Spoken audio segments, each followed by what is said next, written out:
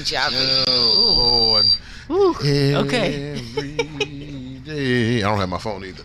Love you my own special way.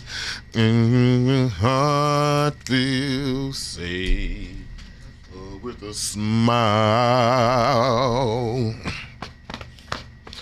Take time to tell me that you want to build new blueprints, and we'll share a today and tomorrow.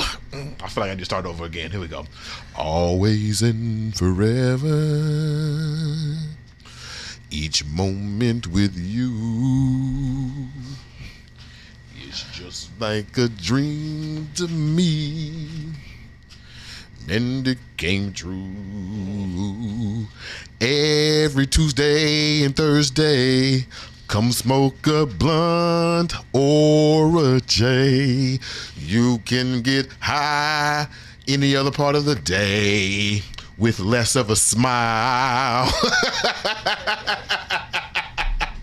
Take time to tell me that you want to build some new blueprints, and I'll host the parlor 3 weeks from tomorrow. Start the show, sweetheart. Go ahead and start the show.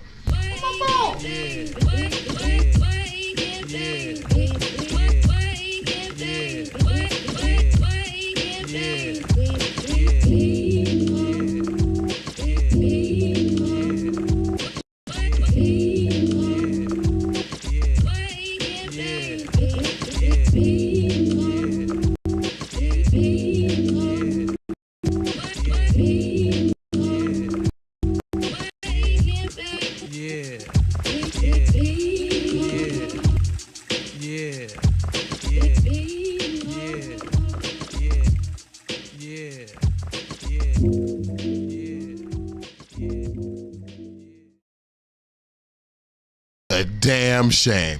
Good morning, good morning, good morning, good morning, good morning, good morning, and good morning. Welcome back to another episode of Tuesday and Thursday, 8 a.m.-ish. Spark you a blunt bowl, let's get high in this bitch. Wake and bake with me, oh yeah. That's a damn shame. Welcome back to another episode of Wake and Bake with BMO. This is your chance to get updated on all things that are black while we build the new blueprints of black, while we are here to talk about black, build black, one blunt at a time. I'm your host, BMO. But before we move on another step, let's say good morning to the cardio of my blood system, okay? The thing that keeps me weak. You got me? Let's make sure we say good morning to Lady of the House. Good morning, Lady of the House. Good morning, Sweethaht. What's poppin'? How you feel? I'm cool. I need you to do me a favor. What's up? Go turn the heat off. Oh, okay. Appreciate you. Now that the heat is off, I guess you about to be cooler.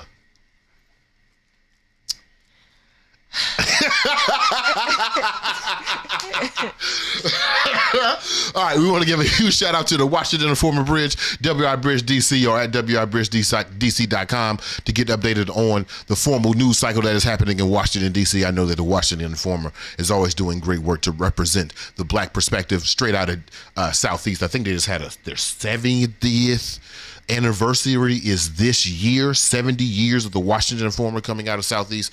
Definitely go check them out. Tell them BMO sent you. We also want to give a huge shout out to my man, the former Paul Robeson Negro of the Week. The former Paul Robeson Negro of the Week. Mr. Trevor Went, let's go ahead and let him remind us where niggas belong. In nature, just in case you forgot. You know Jim and Jane Crow hit the national parks too, right? Elaborate, my nigga. So boom, we either weren't allowed in a lot of these parks, or we had other ones on some color fountain type energy. The caucasity to think you can own nature. Exactly, bruh. We've been conditioned to think that these parks are some white people shit because white people ain't want to send them. Nah, that's crazy. And we ain't even talking about the ones we built yet. Built? Nigga, what?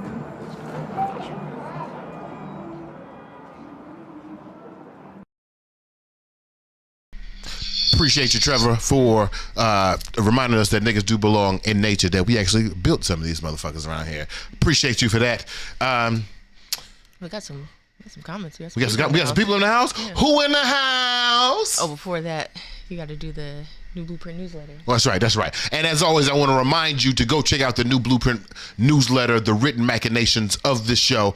We do have some exclusive material that drops over there. $5 a month if you can afford it. If you need the scholarship, go and let a nigga know. New blueprints. It's bmobrown.substack.com. Later, house is put up the lower third right now. Definitely go check that out. And before you do anything else, make sure you like, comment, and subscribe right here. I need the algorithm to know we are on the way to 300 subscribers. Okay, we are at 277. Hey. I think we started the season with 225, so we're going at a good clip. Tell a friend to tell a friend. All right, who we got in the house, sweetheart? Who in the house? We got Respect the Shooter. Oh, Yogi, what's up, man? Oh, hey, Yogi. You say yo. Yo. Hey. Gee. Huh? Drew says, good morning, BMO and Lady of the House. Who said that? Drew. What up, Drew? Hey, Drew. Big Drew. Oh. I think Drew's been a fan long enough. We can start playing his little big man. What's it called? I forgot the name of the song. Drew, you said it to me already. Me and the Lady House was cracking up over this song, man. He said, it's going to be a good episode when BMO opens with singing. Hey, man, that's every episode. Every episode, babe. If you come in early enough, you'll catch it, too. We got Detroit Rivers. Hey, what's up, Jordan? Hey. He says, good morning, Lady of the House and BMO. Good morning. And you put it in the proper order. Thank you, my son. Thank you, my good sir. Jada says, I'm here on time. Good morning, y'all. Hey, Jada. Jada! And Kendall says, and the place to be. Pacing in my living room with this baby at 6 a.m. Mountain Time. Thank you for your service. / good morning, BMO. Oh, my bad, baby Arlo. That's my bad. Good morning. Hey, good morning, baby Arlo. I feel like my mans are still too young for a black man to be yelling at him first thing in the morning. You know what I'm saying? Yeah, I feel like that's a bit wild. But maybe he'll grow up radicalized. Maybe he'll have this voice in his head for the rest of his life of, where there no blueprints? What is this internal voice I have? Who is this BMO guy? Where did he come from? Andrew says the song is Big Niggas to the Rescue. That's right, Big Niggas to the Rescue. That's what it was.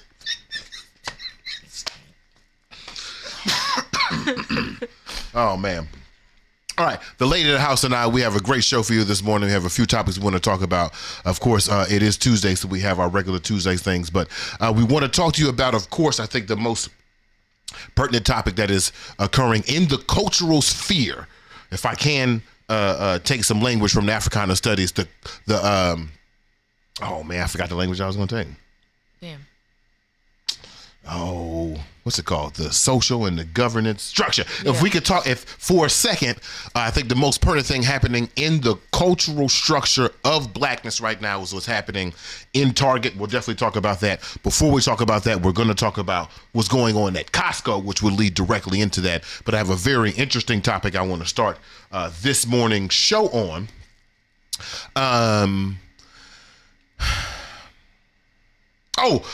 Before we even get to the beginning of the show, Lady of the House, it's Tuesday, so you know what time it is. It's time for Sweethaht's Black Fact. What you got for us?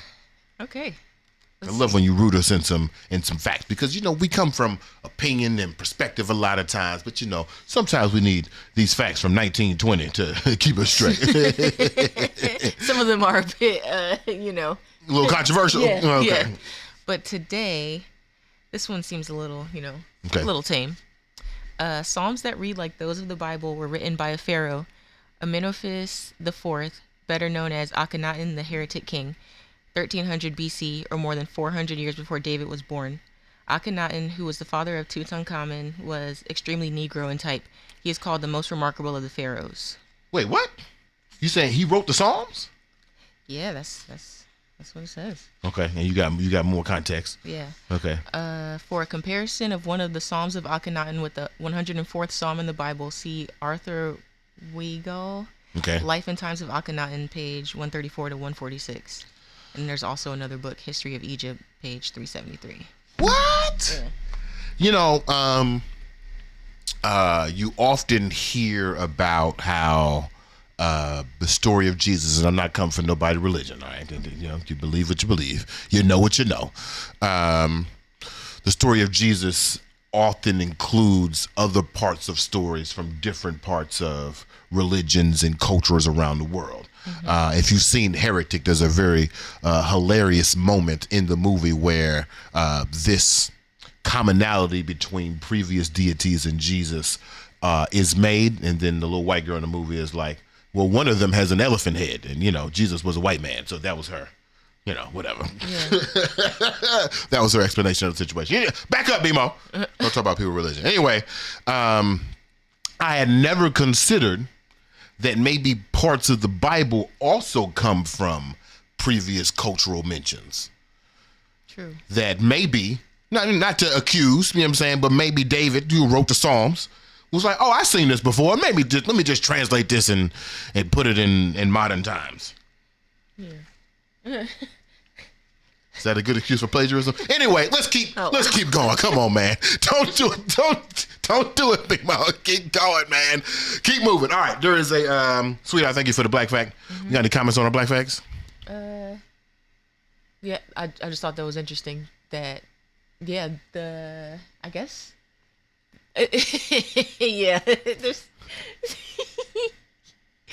I'm just thinking about the way Christians tend to think about Egyptology and that whole thing. Yeah. Yeah, and I just think that's funny that there are parallels. That there are parallels? Yeah. We got Blow in the house. Blow's in the house. What up, Blow? Hey. What's up, man? We got more comments. I see there's Okay. Drew says Akhenaten was a secret pharaoh according to Dr. Carr. The ancient Egyptians excluded him from traditional history because he introduced monotheism and rejected the Egyptian gods. He was an inspiration to the main character in the anime Yu-Gi-Oh! Oh! Crazy. Really? I had to do some research. What an interesting thought that the Egyptians didn't recognize him because he was monotheistic. And then David covers, I guess that's the best way you can say it, covers his poem in the monotheistic Bible. Psalms in the Old Testament, right? Yeah. Yeah, so like, How did David look that up, though? Right? Let's say there was a David. Don't got spicy on me, BMO. Damn it. Let's say this David character, how would he have known about this Pharaoh's poem from centuries before? He couldn't have Googled it. Was it just like one of the books in the library? I imagine there's probably like text that has been, passed down or transcribed, like the Bible almost. Like several versions. Maybe we was watching Frasier the other day. This is a wild statement to make in the middle of a black ass conversation. We was watching Frasier the other day, and Roz was like, "Oh, my mom told me this story when I was a kid." And it turns out, when she went to go publish a story, it turns out that story was actually Heidi. Yeah. You think that's how it happens?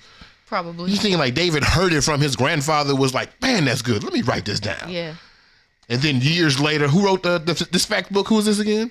Akhenaten was like, you know what? I found the source. See, this ain't your grandfather poem.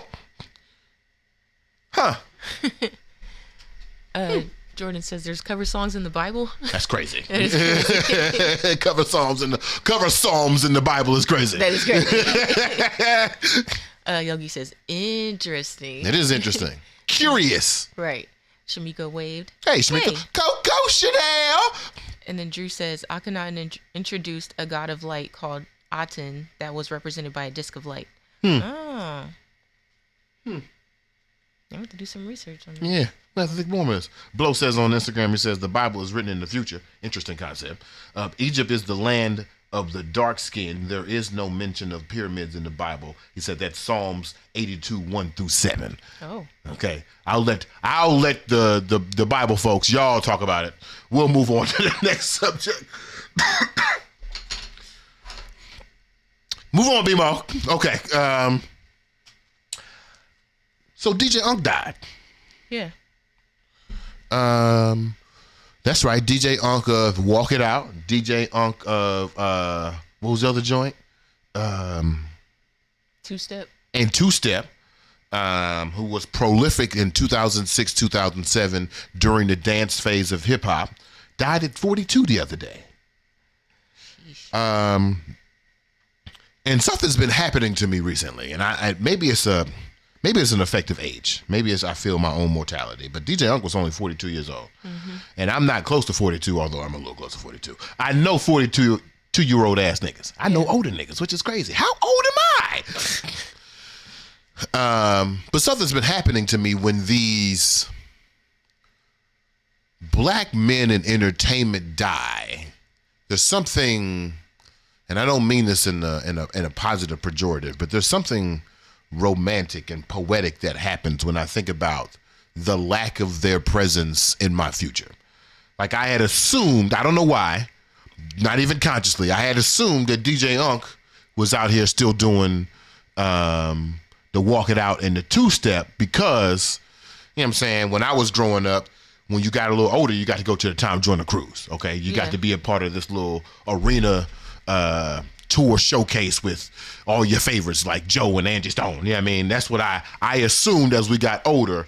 People from my nostalgic past would still have a place in the present. Like when I watch Geico commercials and I still see 80s rappers, Salt and Pepper, I still see It Takes Two on the 80s commercials, or I'm watching the bootleg game and I'm seeing at halftime, oh, here go Rakim performing at the Nets game, right? I assumed that these people would have a future. But DJ UNK died, and it affected me. And like it hit me a little harder than I expected it, because it reminded me of a time of when I felt like hip hop was a little silly. Yeah. But it felt like it was fun. In which, you know, the hard niggas, the gangsters, all the conscious niggas was looking down on all the dance rap niggas, but at the same time, they knew how to crank that Soulja Boy. Yeah. At the same time, while I'm saying that all the hard niggas and all the gangster niggas and all the conscious niggas was looking down on hip hop, but there's a reason why we got Jim Jones and Andre 3000 on the Walk It Out remix. Right. It's because at that time in hip hop, there weren't a plethora of platform that you can go express these nuanced expressions of hip hop. Everybody had to come together. They were forced together onto this thing that we would call silly, or this thing that we would look down upon, but still, here I am at the beginning of Walk It Out with the most prolific rapper, one of the most quote-unquote conscious rapper, and one of the most gangster rappers in the Jim Jones era at the same time on a track. So when DJ UNK dies, I'm reminded that this 42-year-old person in his past, in 06, 07, when he was what? He's what? 7 years. He was like 25, 26 in 06 and 07, right? Yeah. He created a platform for hip hop and black folks to come together. Right. When there weren't platforms for us to express these nuanced situations into a forced, tight-knit situation. I hope people are seeing where I'm coming from, as I'm going to talk about Costco and Target here in a second. But then it also made me think of a dream that I had, like a quick dream. You remember the 7 hours that TikTok was dead? You remember the 7 hours that TikTok was dead? In those 7 hours, I smoked a blunt and I had a dream. Not a Martin Luther King dream, but I had a vision. And I wondered, like, man, if they get rid of TikTok and black kids will still dance, where will black kids dance now? Yeah. Will they be forced onto these unilateral platforms where all these styles have to mesh together? I had a dream of what happens when the TikTok dancers meet the tutorialists of YouTube and then meet the viralists of Instagram. What happens when all three of those parties get together? What happens when the TikTok dancers and the sneaky Snapchat users, what happens when those two communities are forced together? Now what? What happens when you put TikTok on Discord? What happens when you put TikTok on Lipstick Alley? What happens when all those individuals are forced to go into other communities and interact in different ways? I had a dream and it was beautiful. And then niggas plus continue, and then we got TikTok back. So, you know, my dream was dead. Speaking of which, rest in peace to DJ UNK. That's all I wanted to say, Sweethaht. What are your thoughts? Yeah, rest in peace to DJ UNK. He definitely influenced hip hop and black culture. And yeah, the way you felt about his passing is similar to Shawty Low. Shawty Low? Probably about how long ago was that? Maybe like 5 Yeah, about 5 years ago. Yeah. Yeah, so.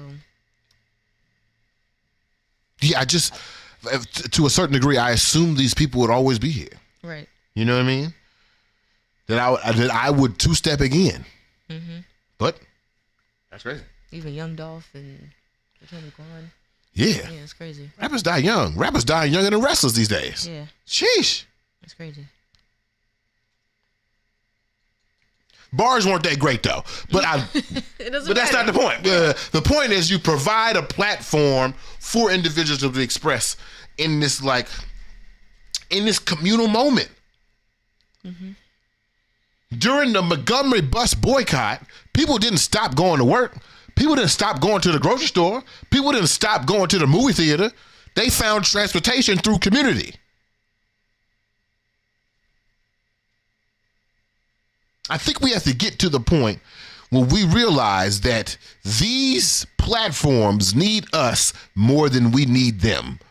The resilience of blackness is strong enough to always find a solution around whatever systemic barriers are put up. That is what blackness is. Surviving around systemic barriers. Governance structure, social structure. We survived, now what? Don't get too early, B-Mo. We got any comments? Let's see. Shamiko says, when DJ Casper, creator of the Cha-Cha Slide, died, I was bothered in that way. Yeah. DJ Casper. We got a few more comments about the Pharaohs. Drew says, hearing black men dying so young is concerning. To me, the worst was when our slow brother, is it Daryl? Yeah, Darrell. Darrell Graham passed in his 20s. Didn't wake up one day. Sheesh. I still got to write that story. I wrote out the story beats for our time on the step team. What a time. Yeah, my man's been dead like 10 years. Yeah, that's what Shamika says. This year will make 10 years since he passed. Really? That's crazy. We not old. No. I don't think we old enough to have a friend that we all have conscious memory of be dead for 10 years. That's crazy. Yeah, that's wild. Drew says, I support black men taking care of themselves and getting health care, but sometimes it just happens and we don't know when or how. This is true. Yeah. This is true. And then Darrell was one of the original big niggas to the rescue crew.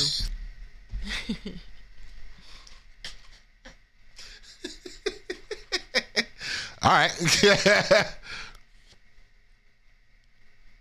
Got more comments? That's all the comments? Regarding that, yeah. Okay, for sure. What, the people still talking about they talking about the Pharaoh? Yeah, like prior. Okay, for sure.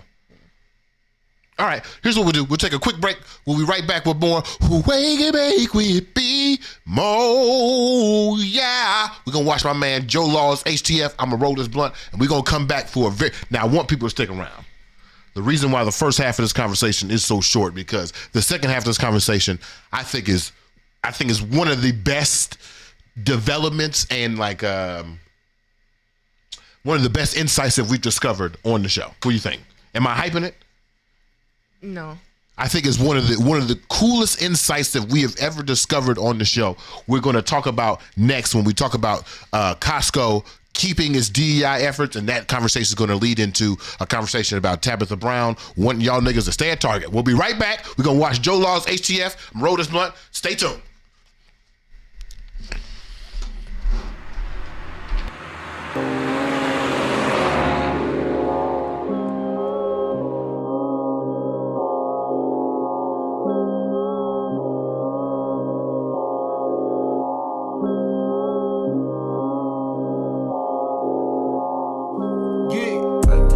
Hit the flow, running. I just hit the flow, running. Yeah, I just hit the flow, running. I just hit the flow, running. Yeah, like I ran a 400, like I ran a 400. Yeah, I just hit the flow, running. I just hit the flow, running. Yeah. Get back here, motherfucker. Hey, how y'all doing? My name's Joe. You know what I'm saying? I make music. Hey, is that weed? Hey, you know what I'm saying? I get some of that shit. I appreciate it. Hey, yo. Shit. Go ahead. You have a good day. Yeah, you too. I just hit the flow, running. I just hit the flow, running. Yeah, I just hit the flow, running. I just hit the flow, running. Yeah, like I ran a 400, like I ran a 400. Yeah, I just hit the flow, running. I just hit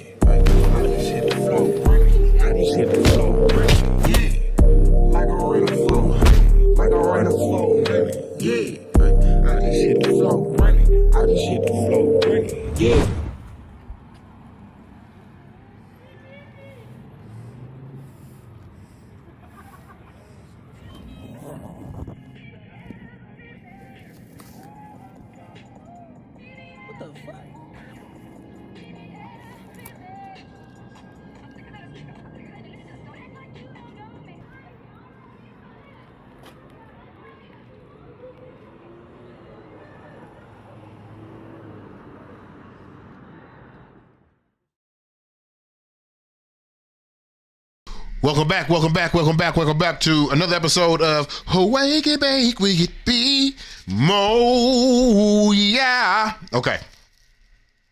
I want to welcome Felix into the conversation. Felix, what's up, man? What's good? Hey. Welcome. All my people on Instagram, I want to remind you that you can see my full fine ass, not the actual ass, but you can see my full fine ass on YouTube, okay? And to all my people on YouTube, I need you to go ahead and go ahead and subscribe if you're not subscribed to the situation. I'm saying all these things so I can finish rolling this blunt. I'm going to be honest with you. I don't feel like promoing, but I need a little space, okay? Because the next thing we finna talk about is about to get really good. We have a comment about the video. We have a comment about the video? Oh, Lord. Go ahead. What's the comment about the video? Drew says that light-skinned girl smoking a blunt in the music video is so fine. All right. Kendall, if there is a hookup to be made, I know a big nigga that can come to the rescue. Okay? Oh, Lord. Okay. The next thing I want to talk about is Costco. So, you could put up that first image. I think it's just... Project 21? Or? Huh? Not 21. This one. Uphold. Yeah. Okay. So, something interesting happened the other day. I'm not even going to pretend to be linear about it, but in this thing about Target, Target rolling back some of its DEI practices, I went back to some of my research that I was doing while I was sleeping with Superman. Have I said this in a while? When I say I was sleeping with Superman, here's what I mean. I don't know if I've said this blatantly in a while, but for a little while I was working actually during what turns out now to be a very pivotal time in history, during the Summer of Enlightenment, right before George Floyd's murder. 2019, from 2019 all the way through 2023, 2022, 2023, all the way through 2023, I was working for a black marketing agency for NDA purposes, and because I fuck with them still. I'm not going to say their name, but if you know who they are, you know who they are. During this time, I was a culture analyst, which means I was being paid to investigate how culture, what we do here on the show, can directly intersect with some of the marketing opportunities that were happening before and after the Summer Enlightenment. So this is the time when all these companies were making DEI promises, specifically in the Black History Month, February of 2021. If I'm not mistaken, a lot of companies were rolling out all of these DEI practices. And one of my assignments while I was sleeping with Superman, you get it now, one of my assignments when I was sleeping with Superman was to investigate and try to create some type of rubric or some type of scale of how these companies were intersecting with blackness. So we did a survey with Superman, and then I intersected that survey with some research that we had done on companies, and I was able to create an actual grading scale for each company based on how black folks were perceiving them and the DEI practices that they were rolling out. I was able to create a grading scale on how companies were doing at this time. And so when Target said that they were pulling out of their DEI practices, in my mind, I was like, when I wrote the report, if I'm not mistaken, Target was one of 3 organizations that actually I graded as 90 and above, an A per se, in these DEI practices. I think it was Target, it was Microsoft, and funny enough, the NFL. Bomani Jones would then do a report on Game Time. Was it Game Time Theory? Was it just Game Time? I think it was Game Time Theory.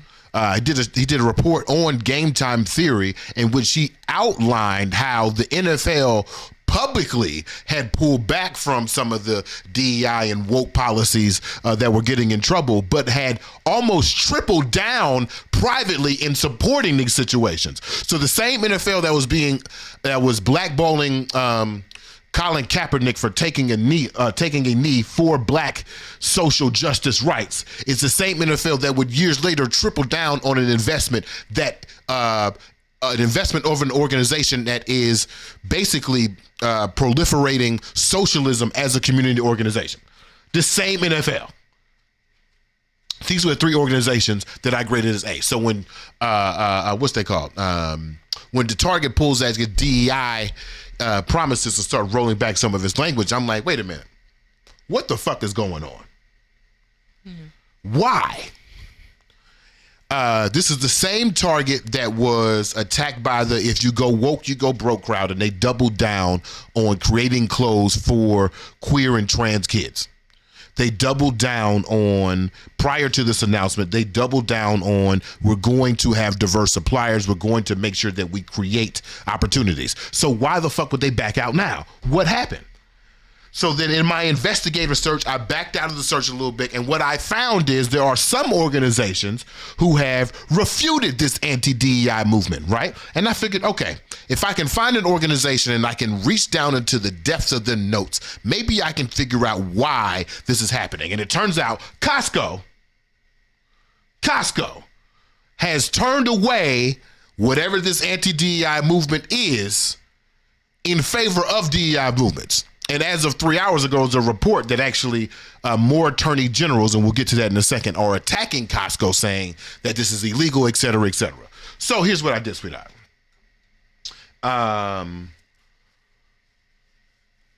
I looked into how this was happening, and it turns out that I found an organization. And I want you to scroll through their website as I'm talking about it. I found an organization. It's called the National Center for Public Research. National Center for Public Research. They purport themselves to be a think tank. Now, what has been purported is this same think tank has connections to the Heritage Foundation. This is the right-wing think tanks that are being created to attack these equity and diverse and inclusionary programs. Same people, right? Found this think tank. They have a project called Project 21. Are the people seeing Project 21? Project 21 is the black vertical of the National Center for Public Research, which is a right-wing think tank. These individuals, and the lady house is scrolling through, you can click on the report, you can see who it is. These individuals are black, and they are arguing on behalf of anti-DEI movements. Right, okay, so we got that. So here's what happens. Here's what I find in the story. What I find is NCPR, the National Center for Public Research, are sending out appeals to the Fortune 100. They're sending out appeals to the Fortune 100 to repeal these DEI initiatives from each one of these companies. And what's happening is, what you're seeing is Meta agreed to the appeal. X agrees to the appeal. McDonald's agrees to the appeal. But then there are organizations who are directly denying the appeal. So I thought it might be beneficial this morning. I put it on my threads. I think Shamika was saying that right now. I put it on my threads. But I think it might be beneficial this morning to read directly from the shareholder notes that happened when this pitch was sent to Costco. And I'm going to try my best in my just very dyslexic ways to read this. All right, the Lady House, you keep scrolling. I want the people to see all these colored folks that are on this site. You even scroll through, they arguing about reparations, how they feel like reparations is just socially. This is Project 21 at the National Center for Public Research. So here's how it goes. Proposal 4, shareholder proposal requesting report on the risks of maintaining DEI efforts. The following shareholder proposal has been submitted to the company for action at the annual meeting by the National Center for Public Policy Research. Excuse me, I got the name wrong. They are based here in Washington, D.C. at 2005 Massachusetts Ave, if you want to go visit them. The proposal will be voted on at the annual meeting only if properly presented by on behalf of the proponent. The proponent, again, remember, is the National Center for Public Policy Research. Supporting statement. Here is what the National Center for Public Policy Research has sent to Costco and other Fortune 100s. This is what some people have agreed and disagreed to. Last year, here's their statement, supporting statement. Last year, the U.S. Supreme Court ruled in SFFA versus Harvard that discriminating on the basis of race in college admissions violates the Equal Protection Clause of the 14th Amendment. Prior legal evidence regarding the legality of corporate diversity, equity, inclusion programs has been pulled into question post-SFFA. As such, attorneys generals of 13 states warned Fortune 100 companies that SFA implicated corporations' DEI programs. They go on. Since SFFA, a number of DEI-related lawsuits have been filed. So I just want to say, so far, the National Center for Public Research is basically saying that the Supreme Court has ruled that state education's affirmative actions ruling, which have ruled on behalf of destroying affirmative action, gives them legal precedence to go after private companies. Although that's not what the Supreme Court said, this is what the National Center for Public Policy Research is proposing. They go on to say a corporation was successfully sued for a single case of discrimination against a white employee, resulting in an award of more than $25 million.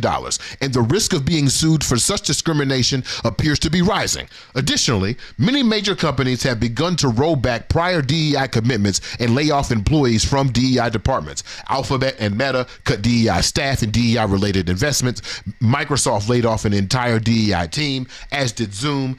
And John Deere publicly stated that it had halted many policies that were previously part of DEI efforts. After Tractor Supply explicitly stated that it had eliminated DEI roles and retired our DEI goals, it is clear that DEI holds litigation, reputational, and financial risk to the company, and therefore financial risk to the shareholders. So again, what the National Center for Public Policy Research at Project 21, these colored folks are saying out of their mouth that affirmative action has been destroyed, get with the program. Although it doesn't address private corporations, we believe there is precedent that it could. They back that up with letters from 13 attorney generals from 13 states. And I want you to guess which 13 states you think backed up this type of malarkey. I'll say that for now.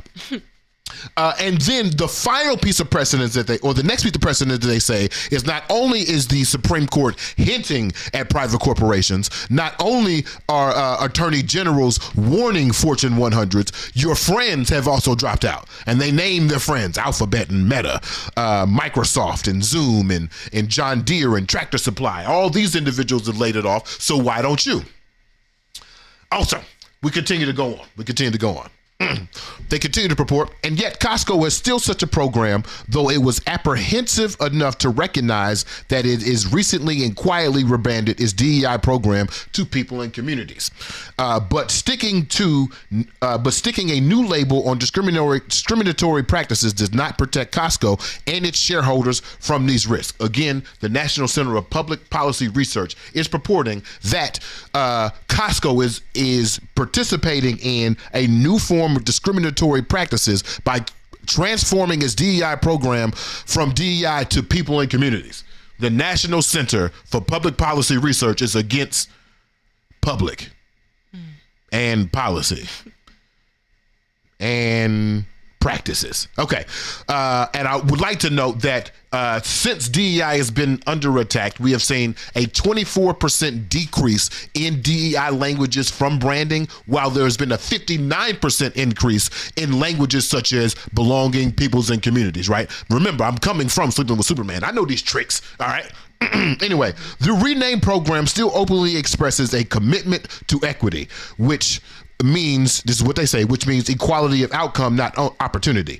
Still employs a chief diversity officer, still has a supplier diversity program that picks suppliers based on their race and sex, still appears to factor in race and sex in hiring and promotion, and still contributes shareholder money to organizations that advance the discriminatory agenda of DEI. All of these practices are staples of corporate DEI programs and consistent with Costco's DEI program prior to its rebranding. Here's where it gets ridiculous. I don't even know where they got this math. I read and I couldn't figure it out, sweetheart. With 310,000 subscribers, for 310,000 employees, Costco likely has at least 200,000 employees who are potentially victims of this type of illegal discrimination because they are white, Asian, male, and straight. I want you to note that the new definition of white is no longer just white folks. It is now white, Asian, male, or straight. Women, get the fuck out of here. Unless you're an Asian woman. Accordingly, even if only a fraction of those employees were to file suit and only some of those prove successful, the cost to Costco would be tens of billions of dollars. Resolved. This is the resolution. Shareholders request that the board conduct an evaluation and publish a report omitting proprietary and privileged information on the risk of the company maintaining its current DEI, including people in communities, roles, policies, and goals. Sweetheart, you have scrolled through these folks. Did you get to the point in reparations conversation where they said reparations is a thing? Is that what you're reading right now? What reparations mean for Black America? No, keep going, scrolling down to it says reparations is an unjust something. Not why reparations. Yeah, the same people who wrote what I just read you also wrote this. Just read the first paragraph right here. Billions in payments may seem attractive at first glance, at least to those who might be recipients. But what evidence is there definitively showing that potential recipients of reparations today were injured by the injustices of the past? In other words, how much evidence is there to show that today's blacks are suffering because of slavery? The same people who wrote and questioned what evidence is that today's blacks are also the same people who are in charge of this strategy. They wrote the 13 letters that were supported by the 13 attorney generals in 13 anti-black states. They wrote this proposal to Costco. They wrote other proposals and pitched them to the other Fortune 100s. They had the support of the same people who created Project 2025. This is the same people. This is the enemy. This is the playbook right here. Right here. I put it on my threads. It's got an ugly fucking link to it, but it's right here in the notes.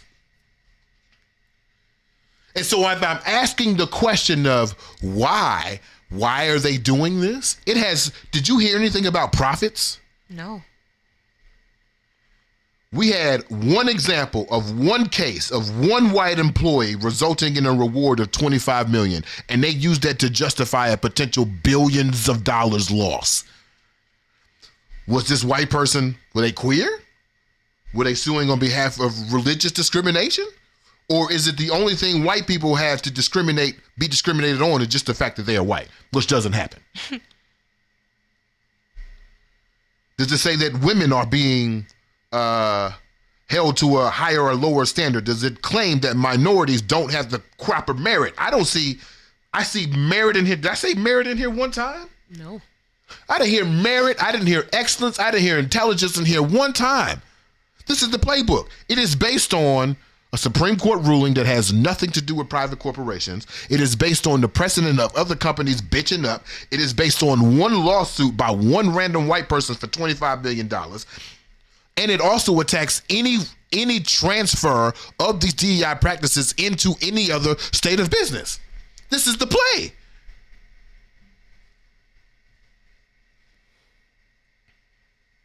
So what impressed me most, actually, when you keep reading, you see that the board of directors for Costco has responded. Now, sweetie, I don't know if you could do this in real time, but you can change the browser window. Maybe you can look up the board of directors at Costco. You can go back to the Interact and just Google from there. Okay. Maybe you can look up the board members of Costco at the moment. But these board members, I'm going to tell you right now, they're mostly white. These board members, they say this. The board directors response. The board of directors unanimously recommends a vote against this proposal. Excuse me. I'm going to try to read again. Excuse my dyslexic eyes. Our board has considered this proposal and believes that our commitment to an enterprise rooted in respect and inclusion is appropriate and necessary. The report requested by this proposal would not provide meaningful additional information to our shareholders, and the board thus unanimously recommends to vote against this proposal. Our success at Costco Wholesale has been built on service to our critical stakeholders, employees, members, and suppliers. Our efforts around diversity, equity, and inclusion follow our code of ethics. For our employees, these efforts are built around inclusion, having all of our employees feel valued and respected. Our efforts at diversity, equity, and inclusion remind and reinforce with everyone at our company that importance of creating opportunities for all. We believe that these efforts enhance our capacity to attract and maintain and retain employees who will help our business succeed. The capacity is critical because we owe our success to our now over 300,000 employees around the globe. We welcome members from all walks of life and background. As our membership diversifies, we believe that serving it with a diverse group of employees enhances satisfaction. Amongst other things, the diverse group of employees will help bring originality and creativity to our merchandise offerings, promoting the treasure hunt that our customers value. This can be backed up with the stats saying that companies who have diverse racially, ethically, and sexual orientation have a 34% chance of have a 34% higher profitability as a company. This has already been studied. Costco agrees. That group also helps provide insights to the tastes and preferences of our members. And we believe, like Trader Joe's, how you gonna know which food to appropriate if you don't got no other color people in the room? Right. You're never gonna find no butter chicken if you're just in there with white folks. Never gonna find no damn jambalaya, fucking Walmart all raw. Get out of here. And we believe, and member feedback shows, that many of our members like to see themselves reflected in the people in our warehouses with whom they interact. Having diversity in our supplier base, including appropriate attention to small businesses, is beneficial for many of the same reasons diversity benefits our company. We believe that it fosters creativity and innovation in the merchandise and services of our members. Consistent with our commitment to obey the law, we regularly evaluate our practices concerning compliance with the law, including evolving Supreme Court decisions. We believe that our diversity, equity, and inclusions are legally appropriate, and nothing in the proposal demonstrates otherwise. As part of our obeying the law, all decisions regarding recruiting, hiring, promotion, assignment, training, termination, and other terms and conditions of employment will be made without unlawful discrimination on basis of race, color, national origin, ancestry, sex, sexual orientation, gender identity or expression of religion, age, pregnancy, disability, work-related injury, covered military and or a veteran status, political ideology or expression, genetic information, marital status, and other protected statuses. Damn. Name them, Costco. Right. Here we keep going. I'm reading all this in full for a reason. Trust me. Combined with our obedience of the law, service to our employers, members and suppliers has rewarded our shareholders. This is our code of ethics. Our focus on diversity, equity, and inclusion is not, however, only for the sake of improved financial performance, but to enhance our culture and the well-being of people whose lives we influence. Here's where it gets spicy. Here's where I would not be able to keep my shit in the board meeting. The proponent, the National Center for Public Policy Research, professes concern about the legal and financial risks of the company and its shareholders associated with the diversity initiatives. The supporting statement demonstrates that it is the proponent and others that are responsible for inflicting burdens on companies with their challenges to longstanding diversity programs. The proponent's broader agenda is not reducing risks for the company, but the abolition of diversity initiatives. They don't care about the company. They just want to get rid of diversity. That's what they're saying. A 2023 federal district court decision in a case brought by the National Center for Public Policy Research noted that the proponent had published a document called Balancing the Boardroom 2022. Here's where I would have lost my shit. Which describes its shareholder activism as fighting back against the evils of woke politicized capital companies. The proponent went on to describe CEO and other corporate executives who are the most woke and the most hard left in their management of the companies as detrimental to the republic. Wow. And its blessings of liberty, and committed to critical race theory and the socialist foundations of wokeness, or shameless monsters who are willing to sacrifice our future for the conditions. This is what the National Center of Public Policy and Research said in court. And these same individuals are promoting that they think Costco can do better because they need to leave out diversity and implement merit. And this is Costco's response. Resolved, we believe the proponent's request for a study reflects a policy bias with which we disagree, and that further studying and reporting would not be efficient use of the company's resource. Fuck out of here, National Center for Public Policy and Research. Just to recap, these colored folks, on behalf of a right-wing think tank, sent out letters and pitches to Fortune 100s not to develop programming for any definition of equity that they would propose. They want to get rid of diversity and equity inclusion programs in these Fortune 100s to create a precedent, more precedent that these things should not be legal. Right. I've read a lot. I've said a lot. I hope the people catch on, but this was Costco's response. Costco told them to fuck off. Mm-hmm. At least for now. We're not doing that. You coming from an evil place, we looked it up. And you know what's crazy? The CEO of Costco is the former CEO of Microsoft.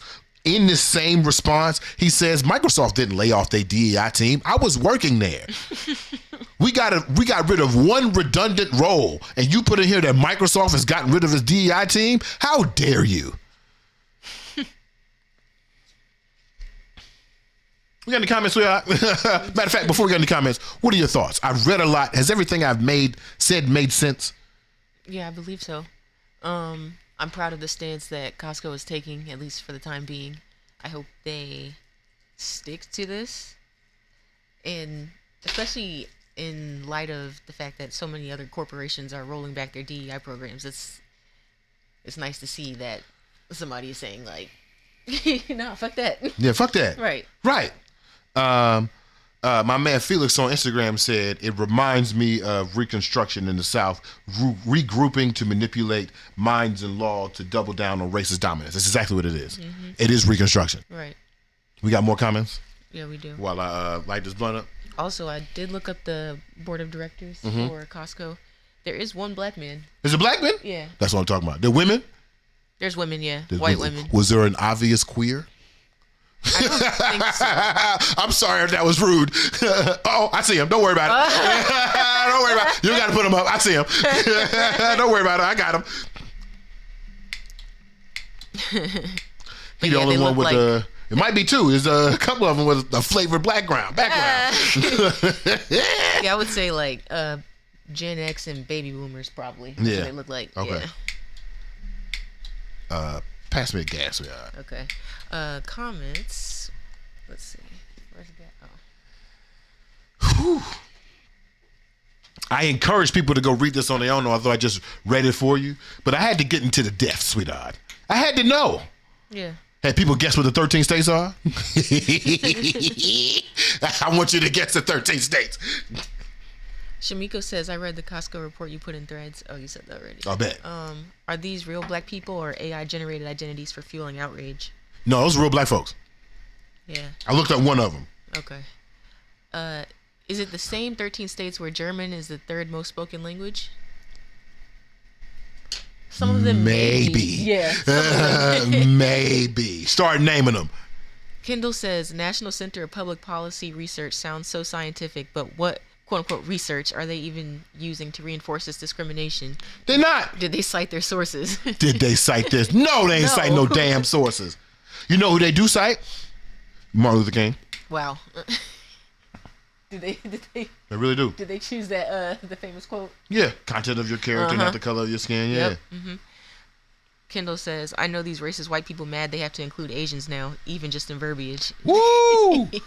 Yeah, the new white is white, Asian, male, and straight. Right. Kendall also says, shout out to the folks at Costco for having a backbone. They're about to get a lot more of my money now. Yeah, facts. Shamiko says, Kendall, did they cite their sources? Did they cite their sources? No, they ain't cite no damn sources. Okay, so as I'm lighting the blunt, what's up, Sweetheart? We got one more. Go ahead. Zan says, hi, Zan. Zan!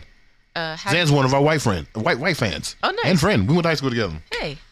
How do you feel about companies that rebrand their DEI versus completely standing up and maintaining it? That's a good question. It's a great question. I'll answer that question. All right, so my girl Randy B told me a long time ago that DEI has existed before the term DEI. Yeah. They used to call it women in the workplace, change management. They had a Title IX training. There are ways in which belonging is infused into the workplace. Because as the stat I just read a second ago, companies that participate in diversity programs, who have diverse leadership and diverse management have a higher profitability by 34%. And it's a real easy thing to think about, right? If you are a grocery store and you are in a black neighborhood, if you don't think about the blackness of the neighborhood, of course you're going to miss out on profit. Yeah. If you thinking about I want to put a Whole Foods or I want to put a sustainable food store in a black neighborhood, but all your products start at $10, then you are losing out on the profitability that is happening at the black neighborhood. That doesn't mean that you ain't gonna make no money. It just means you're not gonna make as much money as you could have when you have considered leadership or considered the thought process of black folks in creating your business, right? So we know that applies to women, that applies to gay folks. One of my favorite scenes from one of my favorite shows is in Mad Men. Mad Men is about an ad agency. One of their account directors is looking up the you can let these national coons go. One of the account directors on Mad Men is just doing research for who buys products where, and Mad Men takes place in 1960, right? Mm-hmm. And so he's doing his research and he's finding out that these particular TVs are overselling in Baltimore, in Detroit, in Atlanta, at Houston, in Charlotte, at Harlem. And he's like, what's going on? And he looks deeper into it and finds out that black folks are specifically buying this brand of TV. So he takes that conversation, that research, back to his client. He says, look, black folks are buying the TV. And there's two responses. One response is, well, let's do something specifically to market to black folks so we can get more black sales. That's what the young executive says. Meanwhile, the client says, well, black folks are only buying TVs because they are seeing white people on TV with these TVs. Mm-hmm. These are the two different perspectives that companies look at a particular situation. So when you ask the question, how do I feel about these companies transitioning into conversations of belonging, I think it is the natural transition of these things. Yeah. DEI always had to die. And we'll have that conversation. I think we had that conversation Thursday. Did we? I think we did. DEI was always a form of tokenism. It always had to go. It always had to evolve. So if the tokenism is evolving into a more sustainable ownership or at least independent space within these situations, great. But I need to see the numbers first. Yeah. And Zan, you asked a great question because the people who have actually transitioned from this language is Target. Mm-hmm. And here's where we get to what I think is the interesting part of the conversation. I just hit the button one time. So just had it over here lit. Here you go. Here's where we get to the interesting part of the conversation. Because Zan, you bring up a great point. How do I feel about the transition of DEI initiatives into more belonging initiatives? That's exactly what Target does. But if you read, I should have put it up. I didn't put it up. But if you read the Target announcement about how they're abandoning DEI practices, it's much more than we are transitioning our DEI efforts into a belonging care. It is saying we are rolling back our intentional efforts to get diverse suppliers. We are rolling back our intentional efforts to show more black people. We are rolling back our investments to develop black products. Right? So when Target says that, after what I just read you from Costco, and I want to remind you, Target and Costco got the same pitch. When Target says that, and Costco says we're going to fuck with diversity because it is bringing us money, it is bringing us happiness, it is bringing us satisfaction amongst our members, amongst our employees, but Target says we're going to roll back, what is our response supposed to be? Right. Oh, it's cool. I'll keep going. Don't worry about it. Is that what our response is supposed to be? No, our response is supposed to be, if you don't want us, we don't want you. Mm-hmm. That's how I thought it worked. I didn't think we needed a fancy meeting. I didn't think we needed a national council. I didn't think we needed a strategy. I thought it was clear. If you say you don't fuck with us, we say we don't fuck with you. Right. Now, you can have those petty arguments on Instagram. You can have your petty arguments on Meta. You can have your petty arguments on Facebook that lead to you blocking complete people. But you gonna still go to Target after they have said to you, we don't want you, we gonna roll back, we don't think you're valuable, you gonna still stick with them?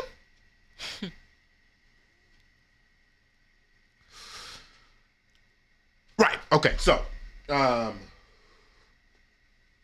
here's what happens, and I'm actually a little afraid because I got to break a rule, sweetheart. Uh-oh. To talk about Target's response and to talk about our potential boycotting or whatever capital activism that we should be doing in response to Target, I gotta critique a black woman. I don't want to.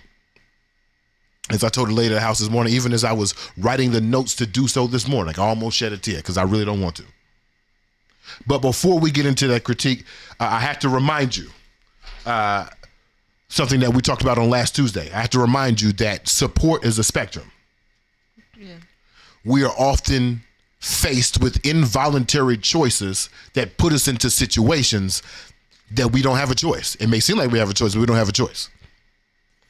So as we talk about the boycott of Target, and we talk about the boycott of Walmart, and we talk about the boycott of Amazon, or even divesting from those companies on behalf of community, I recognize that some people don't have a choice. Yeah, you could grow your own food, but it's going to take you 6 months.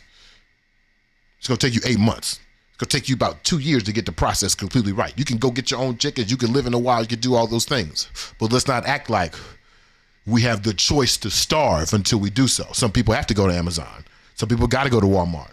I don't know why you have to go to Target, but some people have to go to Target. I respect that. My little dart. What's the ISO on? Oh, turn it up. Did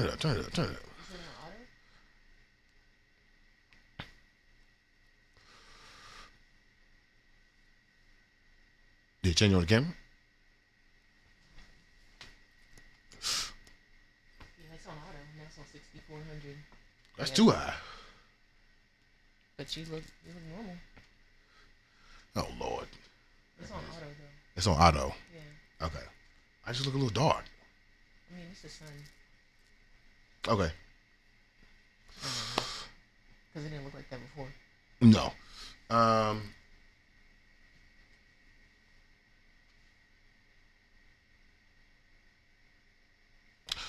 We got to critique a black woman. Right? Okay, so let's do this. When I say black-owned products at Target, who's the first person you think of? Tabitha Brown. It's Tabitha Brown. So we got to talk about Tabitha Brown. Tabitha Brown, in response to the Target rollback, she released this video. Go ahead and play it, sweetheart, and we'll talk about it when I come back. Hello there. Y'all all right? I know. It has been a tough week, right? And baby, it's been a tough 2025 and we are still in January. But I know many of you are asking and have asked and sent me messages about the recent DEI announcements at Target as well. And as disheartening as it is for me, I'm not the only one affected by this, right? It's for everyone who is a woman-owned business, minority-owned businesses, black-owned businesses. It's for so many of us who work so very hard to be placed into retail, to finally be seen and approved for retail. Because contrary to whatever the world might tell you, it has been very hard for black-owned businesses to hit shelves, right? Which is why it's such a big deal when we do finally land inside of retail. So it is definitely heartbreaking to feel unsupported, right?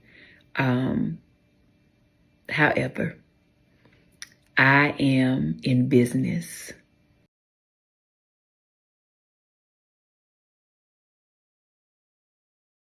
Okay, thank you, Tabitha. I appreciate that. Before we get started, I want to say again, I want to remind you that support is a spectrum. It is a spectrum from resistance to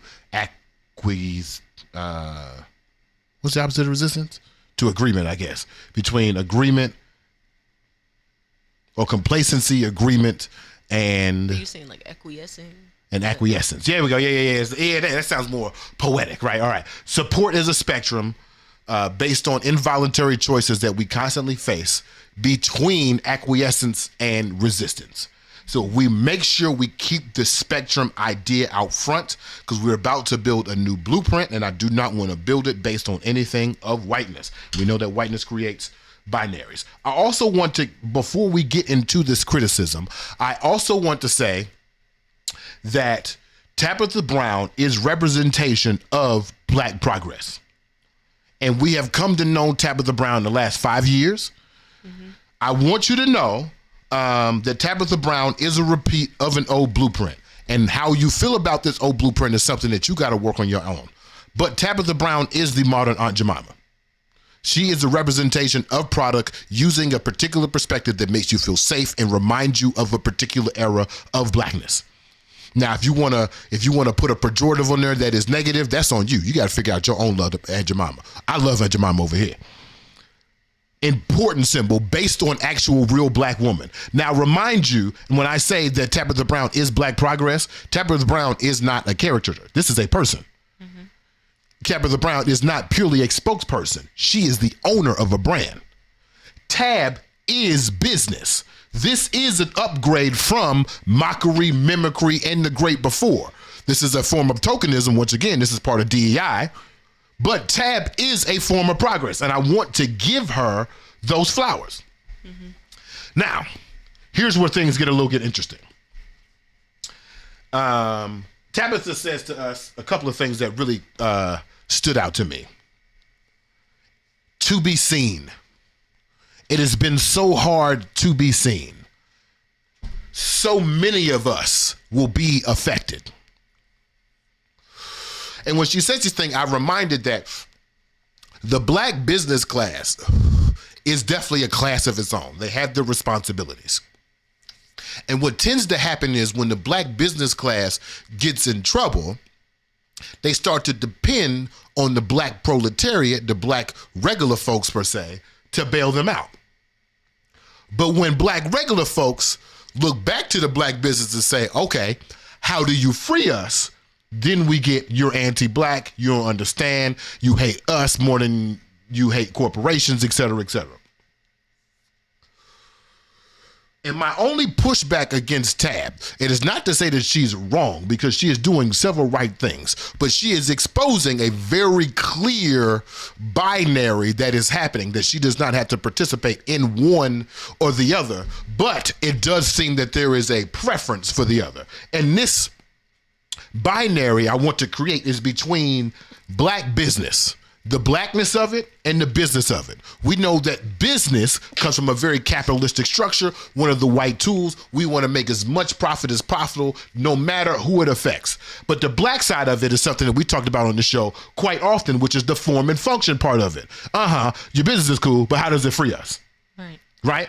And so as I think about these parallels and I see Black folks arguing about should we boycott, why we shouldn't boycott, I'm seeing these very binary conversations, and I want to remind people that support is a spectrum between acquiescence and resistance. That means if you have a choice, resist. But if you don't have a choice, resist as much as possible. Or acquiesce and just accept what you are. I think it's possible. I think it's good to hear the other side of this, the other pole, if you will. So I got to bring in my man, pardon me with P, I got to bring in Parrish, okay? Parrish going to give us the other side, and then we're going to find a way to get into the middle. Go ahead, Parrish. Now. How did your life change? Did you get the guy? Did you get the job? Like, how was your life going to change by still supporting Tabitha Brown at Target? What's the cost benefit analysis of you still supporting Target just because of Tabitha Brown versus if you not? What would lead to the best outcome for all? How is your community benefiting because of that? That's what y'all need to think about. Even when you listen to the video, yes, it's great points. It all sounds good, right? But ultimately, it's about profit for her and her business. If she wanted to really impact the community and still make money, she would figure it out. Now, at the end of the day, you can do whatever you want. But until we start impacting them where it hurts, then nothing is ever going to change. Like, of course, the corporations are going to flip-flop, but they flip-flop based on capitalism, not on morality. And it's probably in our best bet to ensure that we are the ones controlling the performance. Like, it just makes no sense that people will still choose to support a place after they showed you one thing, knowing that the only way to get them to change their viewpoint is to show them that your capital is what they need. When we think about slavery didn't end because the white folks all of a sudden became righteous and felt that what they were doing was a bad thing and they got all of these morals out of nowhere. No, that did not happen. Slavery ended because it became more profitable to automate stuff instead of having the actual human labor. Slavery ended because it wasn't as profitable anymore. Slavery ended because it was fucking with their pockets and not in a good way. At the end of the day, I think we are punks. I think we're soft. And I think that you need to absolutely stop saying that you are your ancestors' wildest dreams and that you're actually nothing like your ancestors. That one is more accurate, but it's not accurate in the way that you think. I think people say that as a way to say, like, oh, my ancestors were soft and docile, and I'm not. Look at what the fuck is going on. You bitches is getting bullied and ran over every single day and doing nothing but saying, oh, I'm still got... You are some hoes. Thank you, Parrish. Appreciate that. Yeah, so there is what to me has become obvious is there is when it comes to the black business class, and if you remember from way back in season 2, something similar happened. When it comes to the black business class, there is a thing that happens when whiteness re-civilizes itself, when it re-shows its head. The black business class has a tendency to look back on black folks and be like, I need your help. It's dependent upon you. When in actuality, and we said this before, and I hope I'm not saying anything that's wrong, when you hope to scale, when you look to these organizations, when you look to these distributors who scale outside of your community, outside of your demographic, for the sense of your profit, you are making a choice to do so. Right. And so what I have come to understand is there is a split. There is a split between black business. The black side, on the form and function side, black folks are constantly looking to be freed from the actions and the services of their business. And what we don't hear enough of, is Tabitha Brown's Very Good Monday, where Tabitha Brown gives back from the blessings that she has, her language, and blesses small businesses every Monday with some funds. Mm-hmm. That's the blackness that we need to see of. But instead of having those conversations, because again, the internet is not built for black positivity. It does promote white negativity. We've seen it physically and metaphorically. Instead of having those conversations, black communities are having conversations about how Tabitha Brown is advocating for divestment from her community. Both things are true. But what conversation do we hear more? Right. As I believe black businesses should be forces of disruption. So just because Tabitha Brown is still in Target doesn't mean it's got to be sweet. Doesn't mean that she just got to acquiesce. Support is a spectrum. And the conversation I'm hearing about support me, we still need our products in Target, I'm not hearing equal conversation about I'm putting this pressure back on Target. I'm not hearing you want us to send emails and send letters.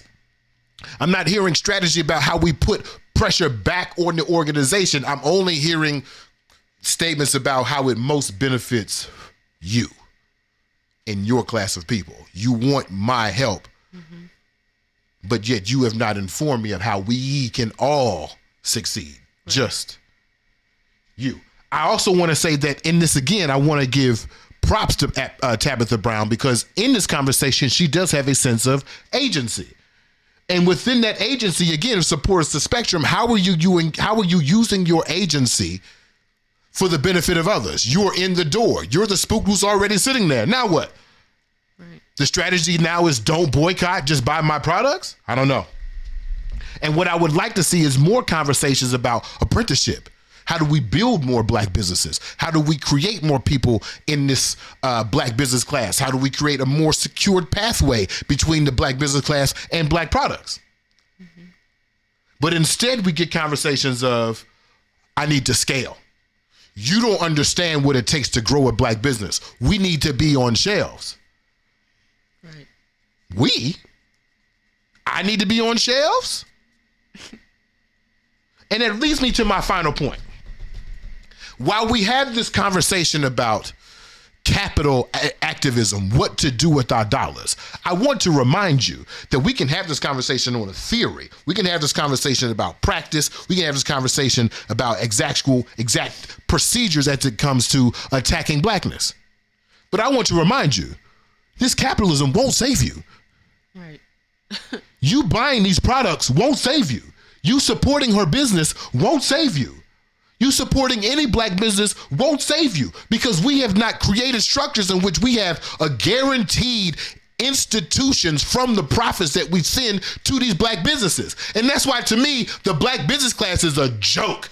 You are a fucking joke. You gonna tell me I should consider shopping with someone who did not have the same energy as a Costco for the benefit of your business while you hide behind the great benefit of black success? Are you crazy? You know what that sound like? That sound like excellence. That sound like merit. Mm-hmm. That don't sound like community. That don't sound like it free us. Like my $12 gonna make a damn difference. And you so worried about scale, you so worried about getting on shelves, you got them. You on there now. Right. You don't need me now.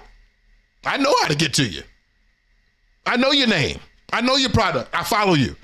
I seen you on Insecure. I got the t-shirt.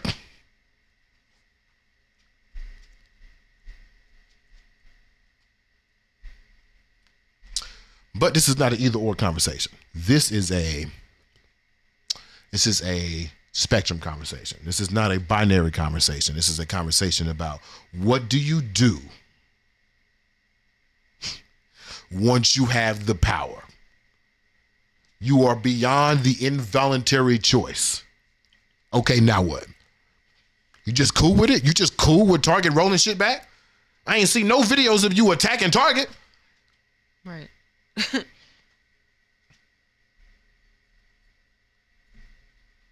You got any comments, Sweethaht? What's your thoughts? I mean, I think you pretty much summed it up. Yeah. I just don't understand how after I've read to you what Costco is. Right. After I've read to you what Costco has said, you saw that someone would hear that same argument and say, okay, we'll do that. I don't know. Yeah. We got any comments? Yeah, we got a lot, actually. We got a lot? Uh-oh. Is it spicy in the chat? I think so. All right, be more nice. We're on the same team now. We're on the same team. Okay. We got Kayla in the house. Kayla! What up? Well, she said it was the sun, but we love chocolate.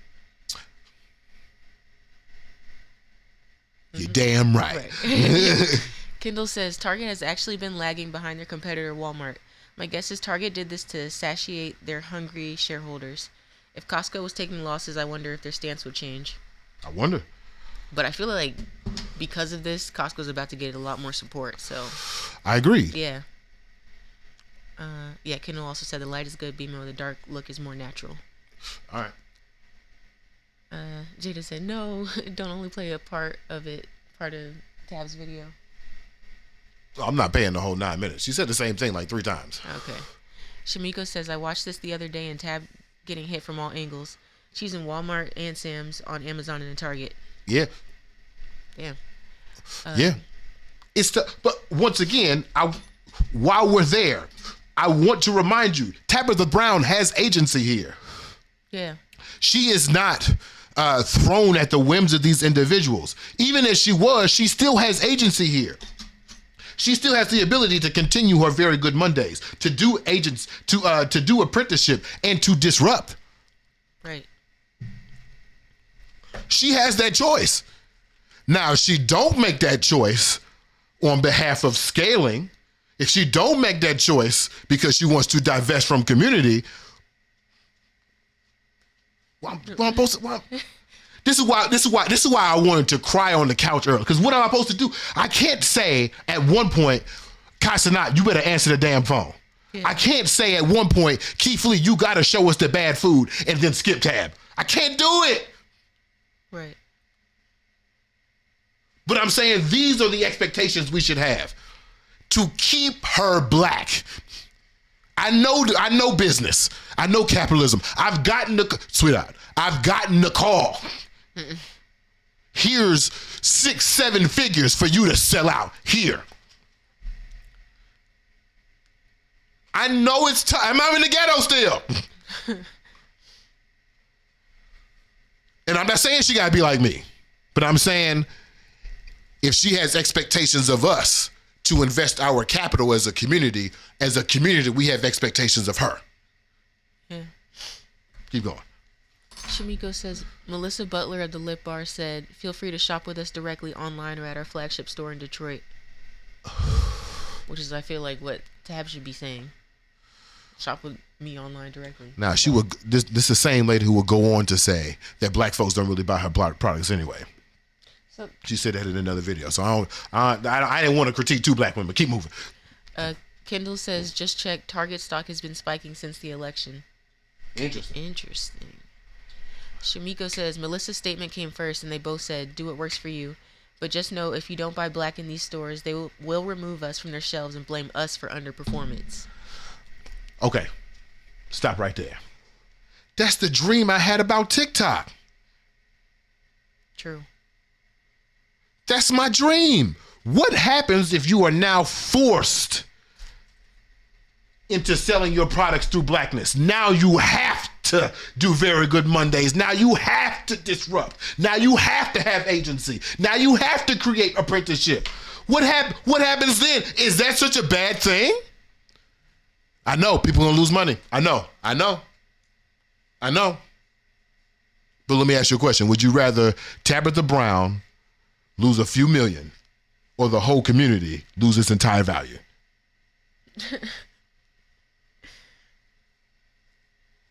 Right. The season is still gonna be there, y'all. Sunshine season is they still gonna make it. Shit, go to Baltimore McCormick directly if you need to. Tell them to put it in a bag. And also just thought that like maybe the 14% of black folks who buy products, the 14% of black folks, the 14% of Americans who buy products are responsible for the entirety of all black-owned products. You want it to scale, to get away from that. Why you don't got no white-only campaigns now? Where your white girl with the shampoo commercial? Where your white boy with the beard oil? You want to scale so damn bad? Where your white people cooking with the sunshine? Where your white people pancakes? You won't be so big. My mom was saying she was whooping my ass. You won't be so big and bad. Where your friends flavored seasoning at, huh? Friends flavored. Where your partnership with they mean a white artist, Michelangelo. Where your what's the Warhol stuff at? Huh? Why you don't make your Ohio State t-shirts? Huh? You want to scale so bad? Okay. You know what? I did it again. My bad. Just like with Jesus. I went too far. Keep going. Kendall says, I see why Trump is so effective. Jada says, no one seems to have a solution for the black business owners outside of buy online from their sites. What do they do with the products already on the shelves? Sell them. Shamiko says that's what Tab was getting at, Jada. Like, I ain't got no warehouse, but I guess that's what Parrish is saying. She should just have to figure it out. Yeah, you should. That's what business is. Right. I know it's cold, but we're not. When we talk about business, we talking about profit. We're not talking about black. We in a different system here. It's binary over there. Yeah. You better shift your marketing. You better figure it out. You better be a businesswoman and figure it out. But to lean on us and be like, oh, y'all got me. Wow. They said, fuck us. What you mean do we got you? Right. We got you. We gonna call you. We gonna get it from the candy lady store. But what I'm supposed to do? Why Target say fuck me for? Exactly. What would I do? Exactly. Jada says a quick solution that won't cause these black business owners to be at a loss, in reference to that comment. Oh, having to figure it out.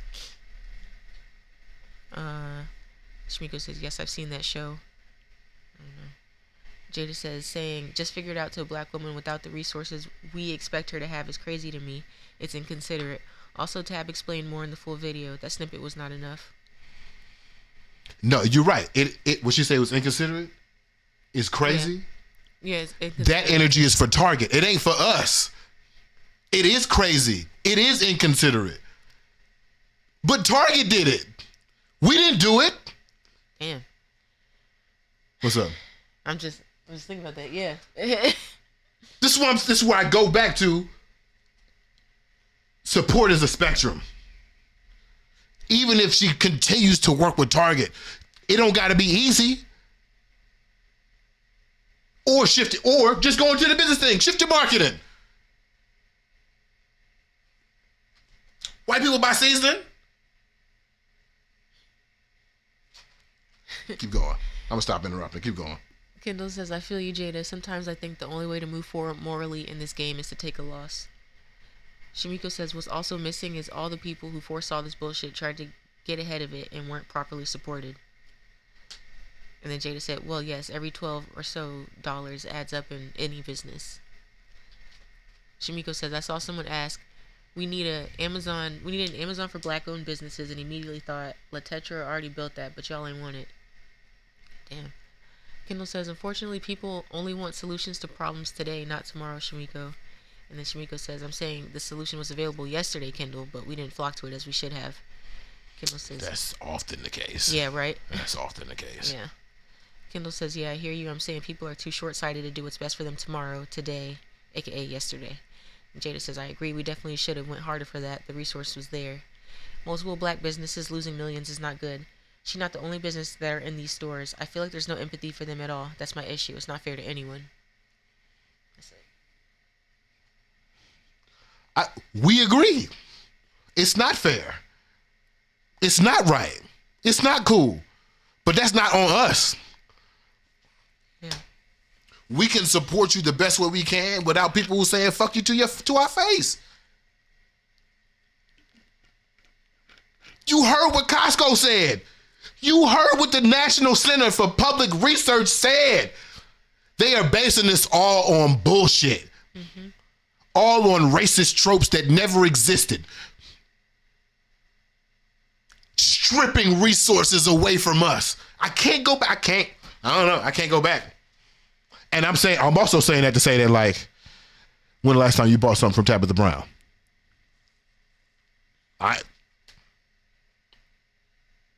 And when's the last time I bought something from a black-owned business and expected the value of the thing that I bought to return it back to the community? I ain't done that in a while. Yeah. Artists are the best example I can give. Right. But these products? That and black-owned clothes. Yeah. Yeah. I don't know. All right, sweetheart, you know what time it is. It's time for the burning question for the Roach. Burning question for the Roach. Burning question for the Roach. Yeah. What you got for me, sweetheart? You switched it up today. What you got? I did switch it up. I gave it a little modern stank, you know what I mean? Well. Okay. This is, I guess in line with the conversation we were just having. Do you make efforts to support black businesses? Do you think black businesses are less professional? And what holds black-owned businesses back from being as successful as other businesses? First question. Do you make efforts to support black businesses? Absolutely.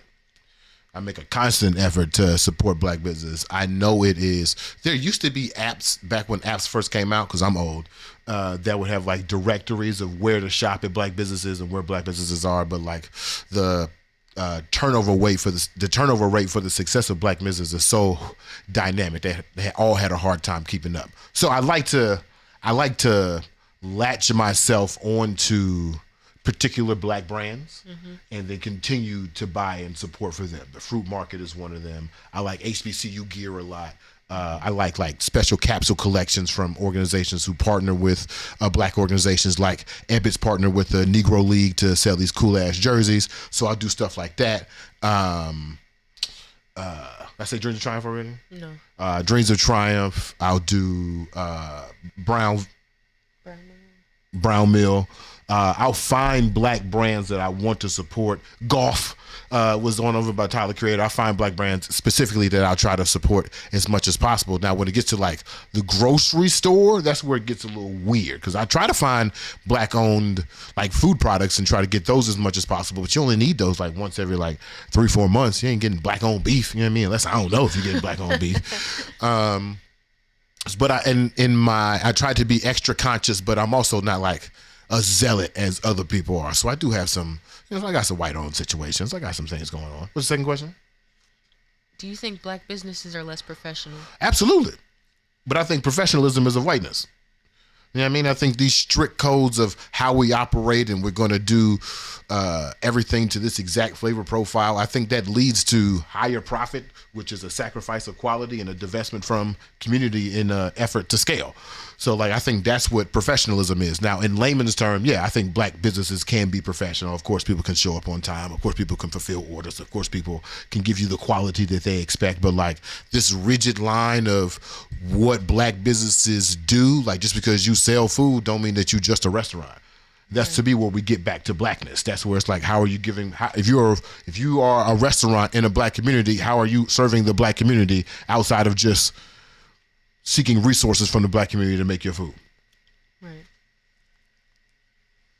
But I think, I say this often, but I feel like that makes me a bad businessman, that I would rather recycle my sources within the community rather than keep them for myself.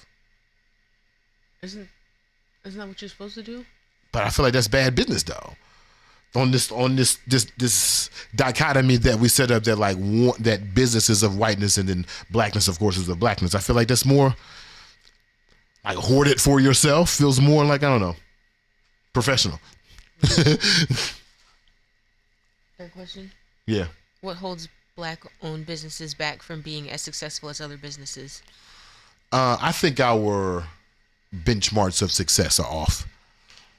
Okay. I think when we have a lot of conversations about, oh, I want to be on thousands of shelves in front of thousands of people, but like prior to that, I was, on a very small scale situation. I think that is, I think that can hurt.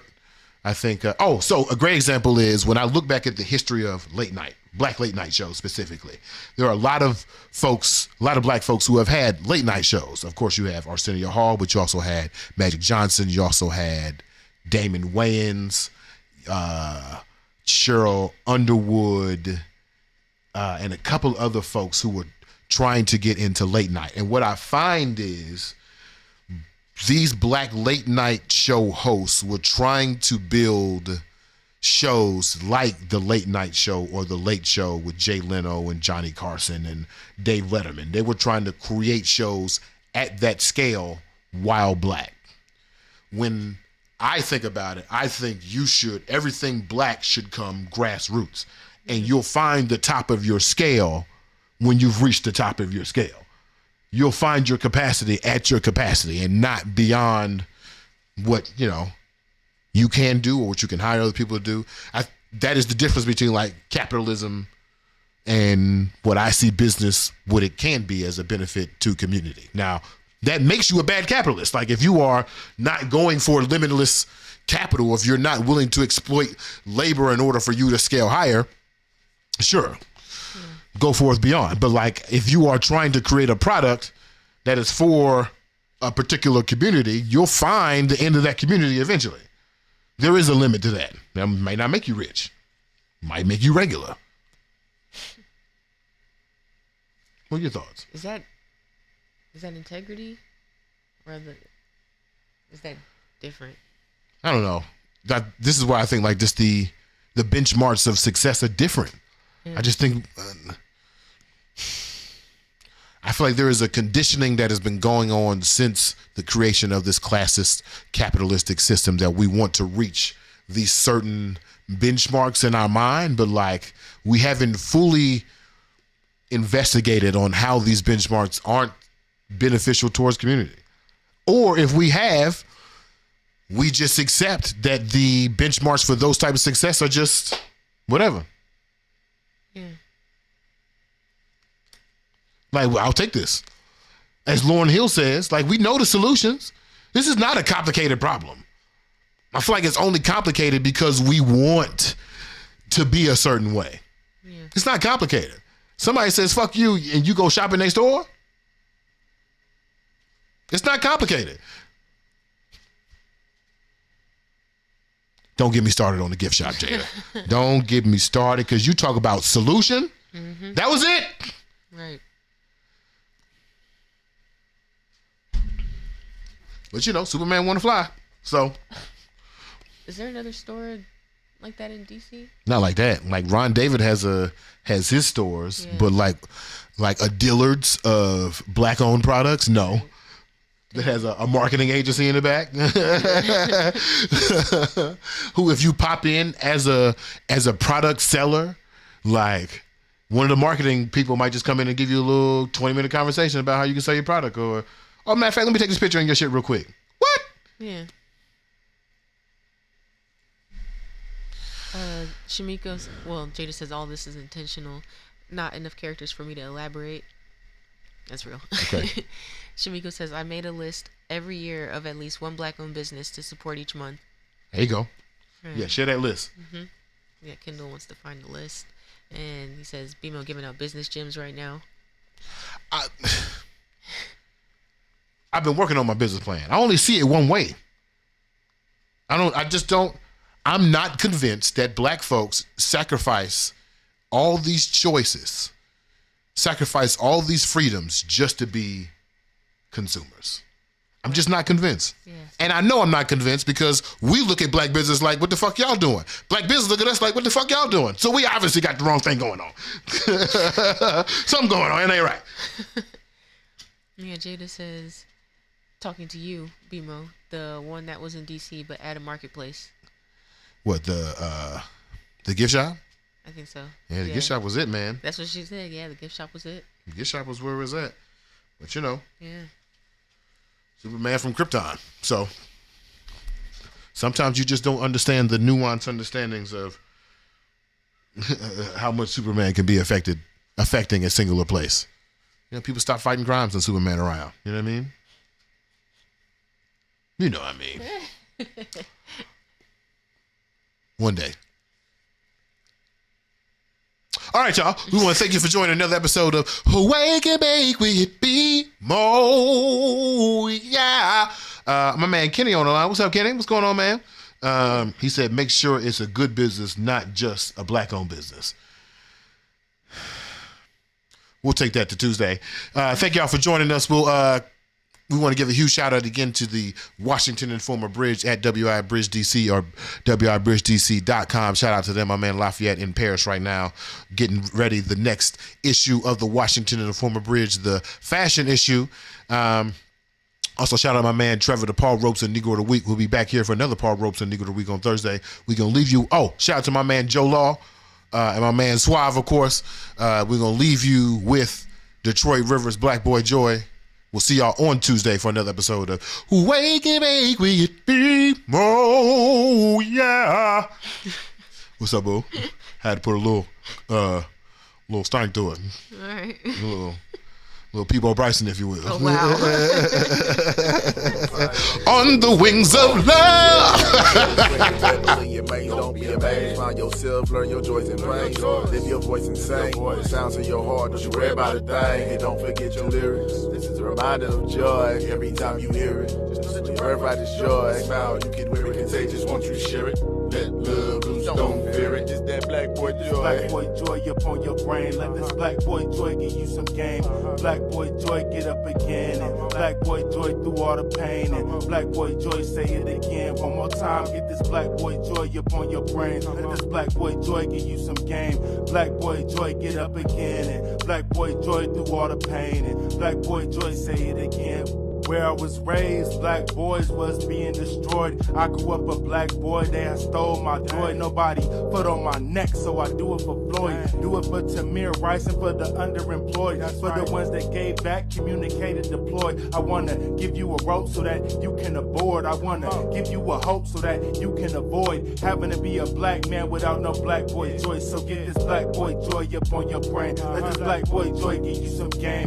Black boy joy get up again. And black boy joy through all the pain. And black boy joy say it again. One more time, get this black boy joy up on your brain. Let this black boy joy give you some game. Black boy joy get up again. And black boy joy through all the pain. And black boy joy say it again. For us, it's easier to go to jail than to go to college. Rather us be entertainers than be getting knowledge. They funded our own genocide. The word is power. Killing niggas in every song. I think it's coward. Easier to act tough when you in doubt because the world incriminates us. Cause we in doubt. Are we afraid of our own kind? And it's really wild. I think they got us backwards. I figured out it's easier to fit in than it is to stand out. So I'm black boy joy when I'm cruising around. And I'm black boy joy fresh hitting the town. And I'm black boy joy dancing cleaning the house. And I'm black boy joy when I go for a hike. Been black boy joy since I was riding a bike. My son black boy joy and that's crazy to me. I was miserable growing up, I really hated it, G. But the world is much bigger than I was able to see. So get this black boy joy up on your brain. Let this black boy joy give you some game. Black boy joy get up again. And black boy joy through all the pain. And black boy joy say it again. One more time, get this black boy joy up on your brain. Let this black boy joy give you some game. Black boy joy get up again. And black boy joy through all the pain. And black boy joy say it again. Smile.